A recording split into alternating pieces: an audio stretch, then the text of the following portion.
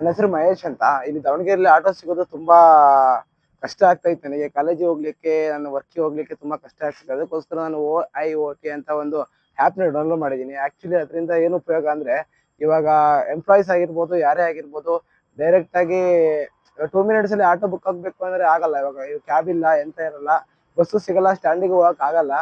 ಇವಾಗ ನೀವು ಮೊಬೈಲಲ್ಲೇ ಬೇಕಾದ್ರೆ ಕೂತು ಬೇಕಾದ್ರೆ ಮೂಲಕ OIOT ಮೂಲಕ ಅದನ್ನ ಬುಕ್ ಮಾಡ್ಬೋದು. ಬುಕ್ ಮಾಡಿದಾಗ 2 ಮಿನಿಟ್ಸ್ ಒಳಗಡೆ 24x7 ಆಟೋ ಅವೈಲೇಬಲ್ ಇರುತ್ತೆ. ಇದ್ರ ಜೊತೆಗೆ ಅವರು 20% ಡಿಸ್ಕೌಂಟ್ ಕೂಡ ಕೊಡ್ತಾ ಇದ್ದಾರೆ. ಅದನ್ನ ನಿಮ್ಮ ಫ್ರೆಂಡ್ಸ್ಗೂ ರೆಫರ್ ಮಾಡಿ, ಮನೇಲಿ ಕೂತ್ಕೊಂಡು ಬುಕ್ ಮಾಡಿ.